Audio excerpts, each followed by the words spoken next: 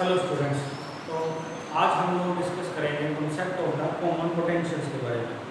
Last lectures में हमने ये बात स्टडी की थी कि अगर हम किसी भी कैपेसिटर को कोई चार्ज प्रोवाइड करते हैं तो जैसे जैसे कैपेसिटर प्लेट्स के ऊपर हम चार्ज की वैल्यू को इंक्रीज करते जाएंगे, उन कैपेसिटर्स के प्लेट्स के बीच का जो पोटेंशियल डिफरेंस है कोरस्पॉन्डिंगली वो इंक्रीज होता चला जाएगा।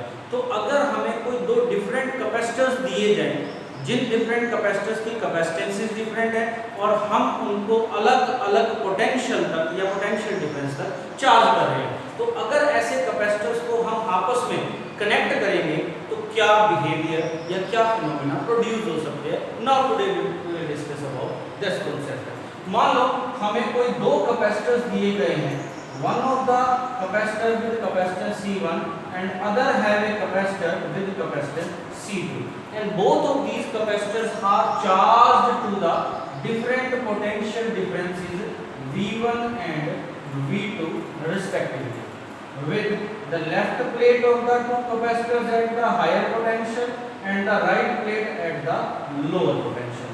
तो हमने दो कैपेसिटर्स लिए हैं, एक की कैपेसिटेंस है C1, दूसरे की कैपेसिटेंस है C2।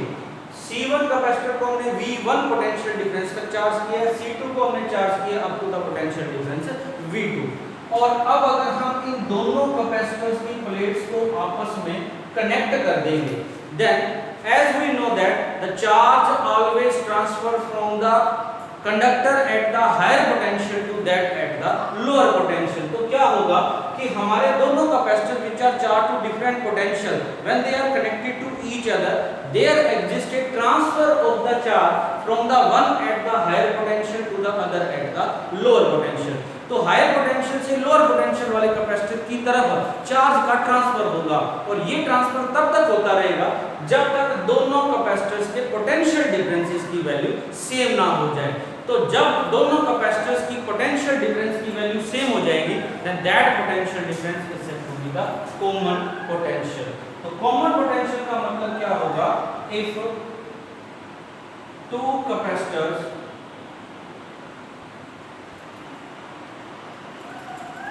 charged to different potentials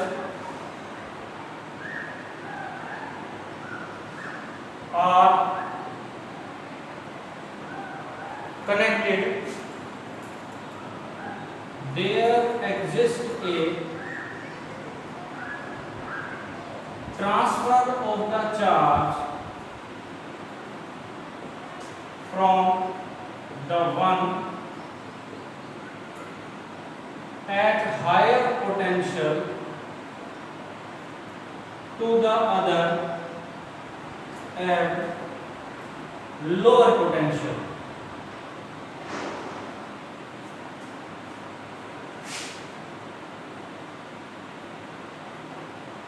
And this potential difference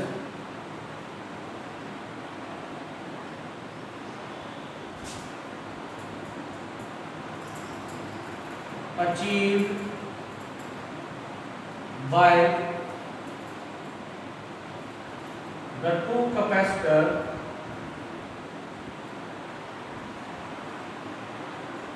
is known as their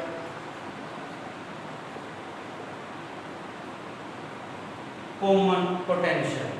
condition ये है कि दोनों कैपेसिटर्स के बीच में चार्ज की शेयरिंग के दौरान किसी तरह का चार्ज का कोई लॉस नहीं होना चाहिए, ना ही कोई एक्स्ट्रा चार्ज इसमें एंटर होना चाहिए। तब उस केस में टोटल पोटेंशियल डिफरेंस जो होगा दोनों कैपेसिटर्स का वो क्या होगा? सेम होगा, and that potential difference is said to be common potential difference. And now we will derive an expression for the common potential for the two capacitor। For that, consider two capacitors with capacitances C1 and C2 charged to the potential differences V1 and V2 respectively। हमने दो capacitors लिए हैं, C1 C1 जिसको charge किया V1 potential difference तक, और दूसरा capacitor जिसकी कैपेसिटेंस है C2 and that is charge to the potential difference V2 and let therefore the charge stored in the two capacitors, मान लो मैं यहाँ पर total charge stored in the two capacitors की बात कर रहा हूँ, तो दैट इज इक्वल टू होगा charge stored in the first capacitor that is equal to C1 into में V2, C1 इनटू में V1 plus charge stored in the second capacitor that is C2 into में V2. And now let the to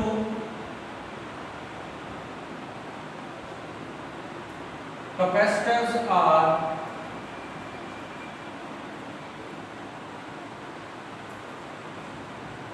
connected to each other, और मान लो दोनों capacitors को हमने आपस में कनेक्ट कर दिया such that there exists sharing of the charges between the two capacitors, ताकि दोनों कैपेसिटर्स के बीच में चार्ज की शेयरिंग हो, then such that V becomes the common potential of the capacitor.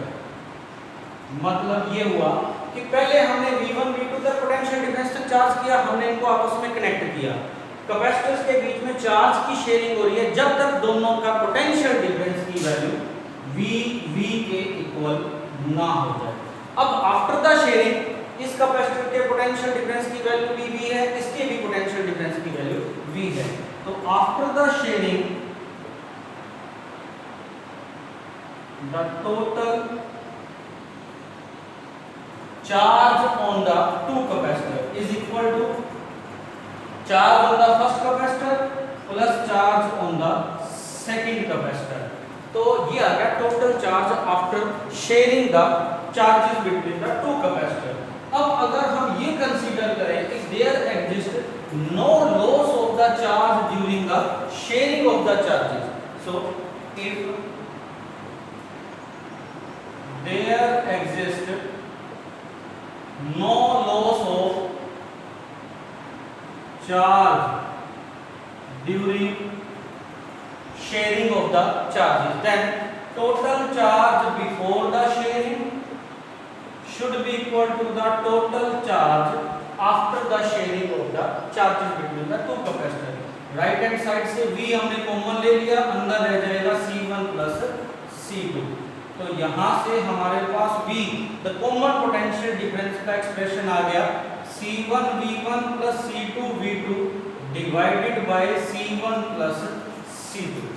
यहाँ पर हमने क्या किया है, C1 V1 क्या है, charge on the first capacitor before sharing, C2 V2 is the charge on the second capacitor before sharing. तो ये आ जाएगा total charge stored in the two capacitor divided by दोनों की कैपेसिटेंस का सम, मतलब टोटल कैपेसिटेंस.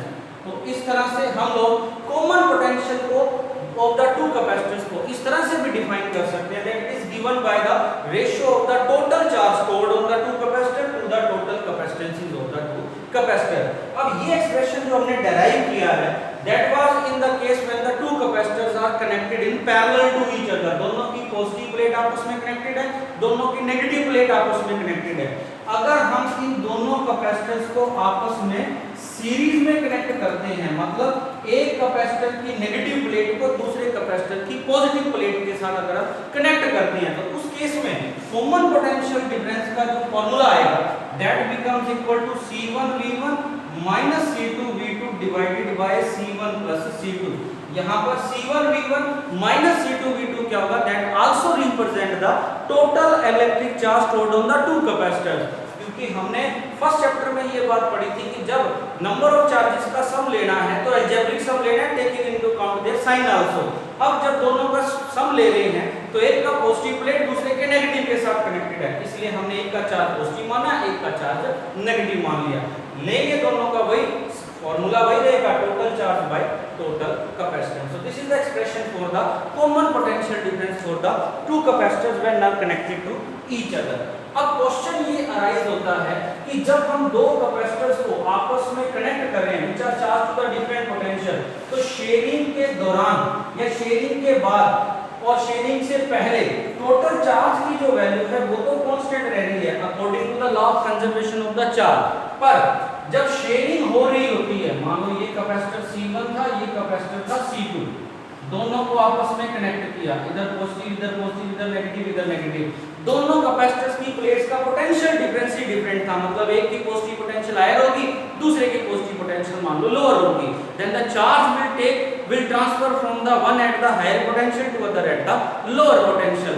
तो हायर से लोअर पोटेंशियल की तरफ जब चार्ज ट्रांसफर हो रहा है, there exists a movement of the electric charge from the one at the higher potential to other at the lower potential.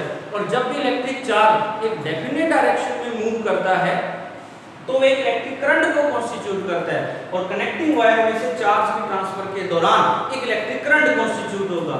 अब जब इलेक्ट्रिक करंट कॉन्स्टिट्यूट होता है किसी भी कंडक्टर में, तो उसमें इलेक्ट्रिकल एनर्जी का एक पार्ट हीट एनर्जी की फॉर्म में कन्वर्ट होता है according to the Joule's heating effect of the current.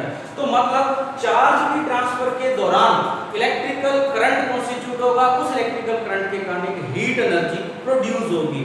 मतलब हमारी electrical energy stored in the two capacitors का एक पार्ट हीट एनर्जी की फॉर्म में लॉस्ट आउट होगा. मींस नेट कंक्लूजन ये है कि जब हम दो कैपेसिटर्स को आपस में कनेक्ट कर रहे हैं, चार्ज की शेयरिंग होगी, कॉमन पोटेंशियल डिफरेंस आ जाएगा. उस प्रोसेस में चार्ज का कोई लॉस नहीं होगा, पर उसमें इलेक्ट्रिकल एनर्जी स्टोर्ड जो दोनों में टोटल थी उसका एक पार्ट हमारे हीट एनर्जी की फॉर्म में लॉस्ट आउट हो जाएगा. And now we will derive an expression for the energy loss during the sharing of the charge between two capacitors. तो दो कैपेसिटर्स के बीच में चार्ज की शेयरिंग के दौरान एनर्जी लॉस का फॉर्मूला हम लोग डेराइव करने जा रहे हैं. For that consider two capacitors with capacitances C1 and C2 charged to different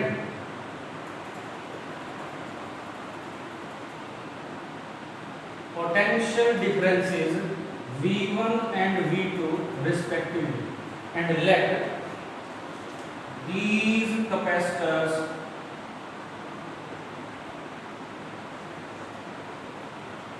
are connected such that the common potential attained by the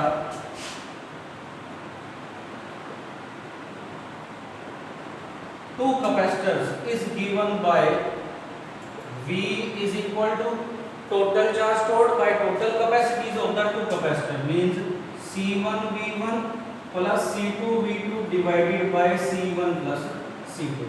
Let this is the equation number 1. Now the energy, let the total energy stored in the two capacitors before sharing the charges between them, that is equal to the energy stored in the first capacitor half C1 V1 square plus energy stored in the second capacitor half C2 V2 square before sharing the charges.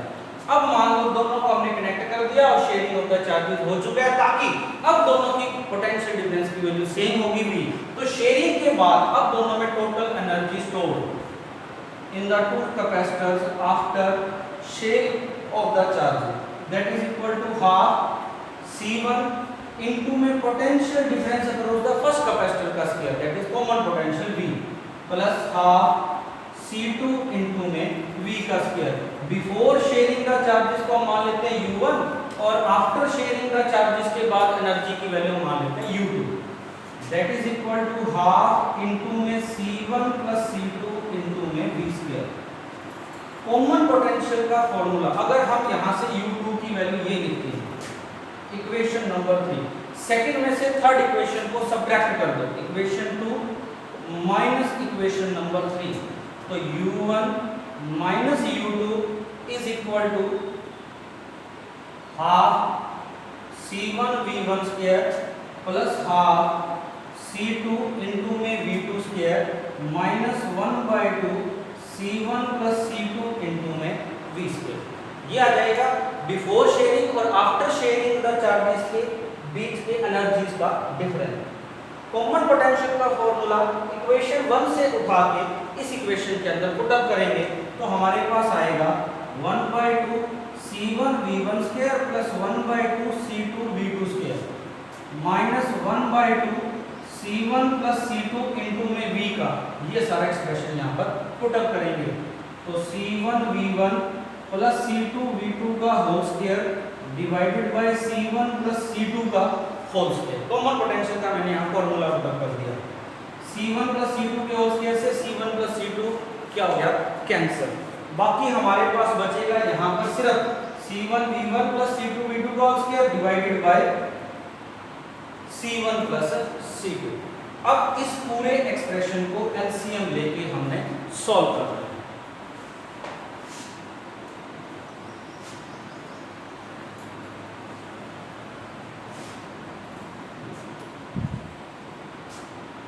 U1 minus U2 LCM ले लिया मैंने पूरी equation से C1 plus C2, ठीक है।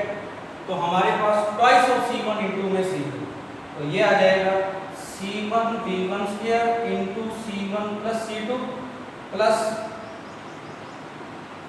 C2 V2 square into C1 plus C2 minus C1 V1 plus C2 V2 का whole square, खोल दो bracket sir, that is equal to C1 square V1 square plus C1 C2 V1 square, इसके दोनों के साथ product, similarly इसके पूरे के साथ प्रोडक्ट लोगे C1 C2 V2 square plus C2 square V2 square minus C1 square V1 square A square plus B square plus 2AB plus C2 square V2 square plus 2C1 C2 V1 V2, bracket खोलोगे तो ये सारे के सारे हो जाएंगे minus, divided by twice of C1 plus C2। अब जो कैंसिल हो रहे हैं वो कैंसिल आउट कर दो, C1 V1 स्क्वायर से C1 V1 square cancel, C2 square V2 square से C2 square V2 square cancel, बच गई हमारे पास ये तीन टर्म C1 C2 इनटू में V1 square, C1 C2 into में V2 square, 2C1 C2 into में V1 V2, तीनों टर्म्स में C1 C2 है कॉमन, तो इनको कॉमन लिख दो। C1 C2 अंदर रह जाएगा, यहाँ से V1 स्क्वायर, यहाँ से बचेगा V2 स्क्वायर और यहाँ बचेगा माइनस में 2V1 V2 divided by twice of C1 plus C2, that is equal to C1 C2 into में V1 माइनस V2 का whole square divided by twice of C1 plus C2। अब U1 minus U2 की value हमारे पास ये आ गई। अब ये जो राइट हैंड साइड है इसमें C1 और C2 क्या है, capacitances of the two capacitor which are the positive quantities. V1 minus V2 किन्हीं दो टर्म्स का डिफरेंस चाहे पॉजिटिव हो चाहे नेगेटिव, उसका जो स्क्वायर आएगा वो पॉजिटिव ही आना है, provided it should be real number और potential difference is real quantity. तो इसका स्क्वायर ये पॉजिटिव होगा, twice of C1 plus C2 ये भी एक पॉजिटिव, मतलब न्यूमरेटर सारा का सारा पॉजिटिव, डिनोमिनेटर सारा का सारा पॉजिटिव, मतलब राइट हैंड साइड क्या आ रही है, पॉजिटिव आ रही है। तो this implies that U1 minus U2 की जो वैल्यू होगी दैट इज ग्रेटर देन और equal to 0। This implies that U1 is greater than U2। Clear है? मतलब एनर्जी बिफोर द शेयरिंग जो होगा that is greater than energy after the sharing of the charging. मतलब जब दो capacitors को आपस में कनेक्ट किया तो चार्ज की शेयरिंग के दौरान total energy stored in the two capacitors की जो वैल्यू है वो थोड़ी सी डिक्रीज हो रही है। और कितने अमाउंट से डिक्रीज हो रही है? That is given bye C1 U1 minus U2। और उसका एक्सप्रेशन आ गया ये C1 C2 इनटू में V1 माइनस V2 का whole square divided by twice of C1 plus C2। तो ये एनर्जी डिफरेंस होगा that would represent the energy loss during the sharing of the charges in the form of the heat energy. So this is about the energy loss on sharing of the charges between the two capacitors. उसके बाद है next, that is the energy density stored in a parallel plate capacitor.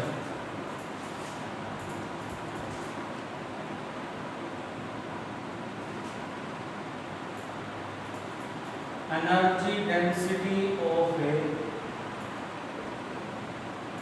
parallel plate capacitor. हमें एक parallel plate capacitor दे रखा है, उसकी energy density हमें calculate करनी है।